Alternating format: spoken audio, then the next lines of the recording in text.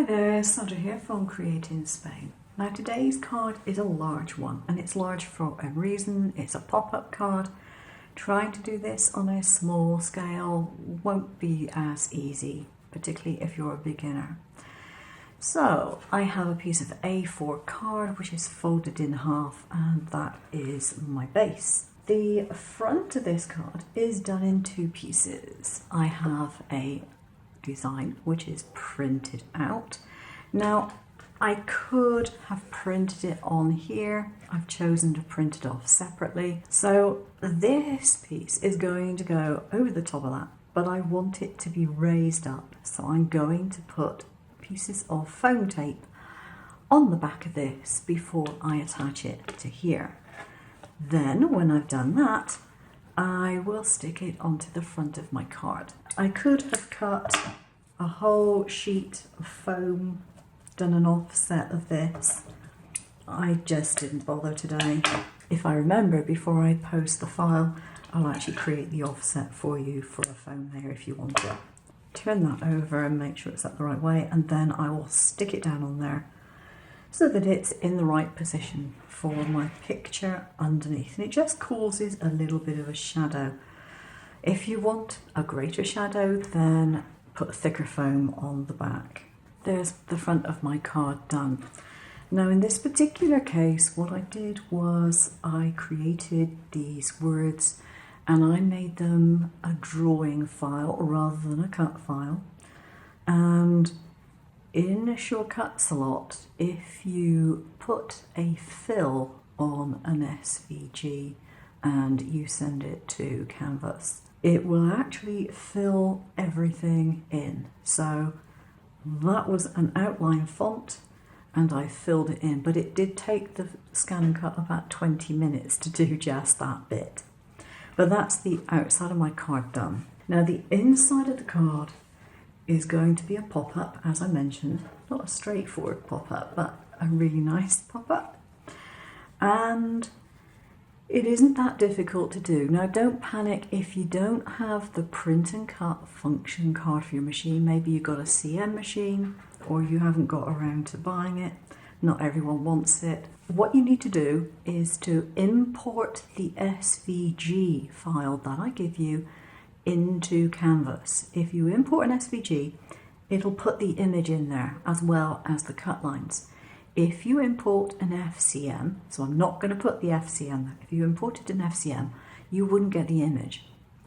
So if you import the SVG and then you print it from an exported PDF from Canvas, don't export it from anything else as a PDF and expect it to work. The sizing is off. I don't know why, but it is.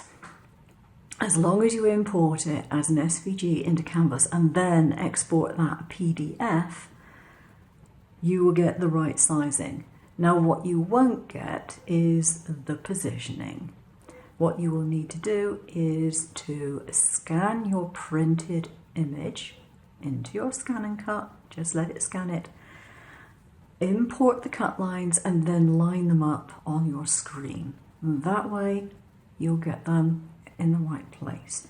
But that's the way to do it if you don't have the print to cut function. If you have the print to cut function, then it's more simple. You import the SVG, you export the PDF, you print it off, and then you'll have your registration marks added and the machine will do it automatically for you. It will position the cut lines, it will position any drawing lines you have on there, and it will tell you if something is a draw line or not. If you don't see draw lines and you're expecting draw lines, then you need to go into Canvas, select the images that you want to draw and change it to draw rather than cut. But that way it will prompt you to use the pen or the blade, whichever it is that you're using. So this is the main piece of my pop-up. And I've put the score lines in as dashed lines, so they are cut lines still. And what you will get at the end of the day is that. Now you have these funny things here, which you might be thinking, what on earth is this? these are doors. So you want to valley fold that one and mountain fold that there. And then that is going to go tucked behind here, like so. I'm using a fast drying glue to make sure that it is upright. Hang on, let's just get a ruler a second. If I put a ruler along my fold line there, I can make sure that I've got this straight. So that will go in front like that, and you've already got a really nice looking three-dimensional thing. We haven't even finished yet. So I've also done some decoupage pieces for this. I apologise if you can hear dogs barking, nothing to do with me. There are a lot of dogs around. So we're getting there, we're building up layers and layers, but that is relatively flat. You want to line it up so that it is in the centre. You want to fold that back and apply your glue.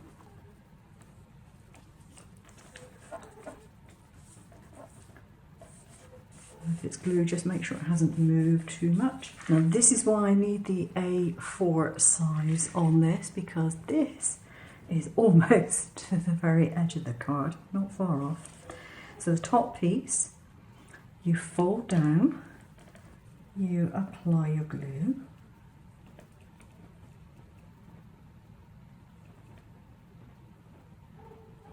So you've got this piece stuck down. To do this piece, don't do what I did just now, fold it from the top. You fold it on the second of the crease lines, and then you apply your glue. It's really easy to do this if you're paying attention to what you're doing, which obviously I wasn't. Fold this out flat and then close your card, and it will automatically open up in the right place. I'm going to give that a little bit longer to set for a moment. When I did it the first time round, I made a mess of it, but I'm not having to junk the entire card. The little area that I have where you can see some remnants of the blue print, I'm going to use as an opportunity to make a shop sign to put above it. So basically you're not going to see this. The little bit of glue that I can see down here, for the most part, you could probably get rid of it with an eraser.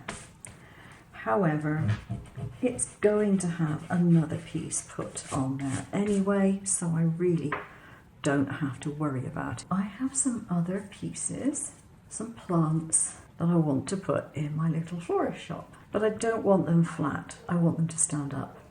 So all I've done is I've created little strips, folded them so that they make little cubes, and then these can go on the back of my pots like that, and then when you want to stick them on, you put glue on the very lower square. Let me just zoom in so you can see this better. You put it on the back of your pot plant and you put glue on the lower of the squares, and then you can stick it onto the base of the card and it will stand up. So that's how you do it. It will eventually go like that, and that bit will be stuck on the floor. So you don't want to stick it all the way up, you just want to stick glue, or put glue on the lower part of it, both the back and the front of that piece, and then you'll be able to stick it onto the base of your card and it will stand up. When the card is open, it'll be fine. At the same time, when the card is closed, it will flatten. So that's how you do it. So let's put some glue on the back of this. I think I need to put some more glue in my lip dispenser here. And just stick it on level with the base. If you stick it higher up, it won't work. It has to be level with the base, so that it forms that. To do it, you fold a piece down. This will be your glue tab, effectively. Okay. You cut the length that you require. You fold that up to the top and then fold it in half again, and then you stick your glue on this bit and glue it shut, and then you have your square, your little cube to stick on the back of whatever you need. Yes, you can cut them with the ScanN cut. To be honest, it takes longer to cut, and that way it really isn't worth it. So I don't tend to bother doing that. And I'm just going to trim that base so that it's flat. Otherwise, it won't stand up properly. Now with this one, it's supposed to have a rounded base because of the flower lying on the floor. So in that case, you want to fold it up like so, and you'll get that. And you can actually glue that piece onto the card base so that it stays there. Here's my finished card. I put a sign up there, which not only looks good, but it disguises the fact that I'm messed up putting this piece on and got glue where it shouldn't go. I've put a floor piece in because I think it needed that extra bit of colour. That was just a piece of coloured card, and I cut it to size. Now I would say that it would be easier to put it in before you put that on, but don't put it to the very back, because if you do that, it makes it a little more bulky at the back and not so easy to fold down. I also put a couple of the little square pieces that I'd cut out on the outside edges, just to give it a little more strength on the edges so that it stands up a bit better.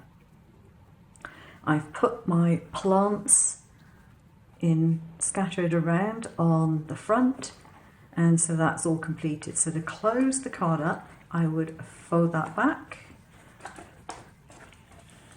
put these down flat, and then it's pretty flat. It's not that bulky.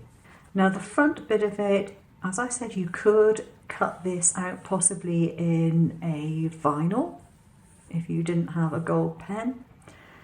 You could just use the pen but not put the fill on it so that you had hollow letters. The file link will be down below as normal in the information box. I will see you again soon. Take care now.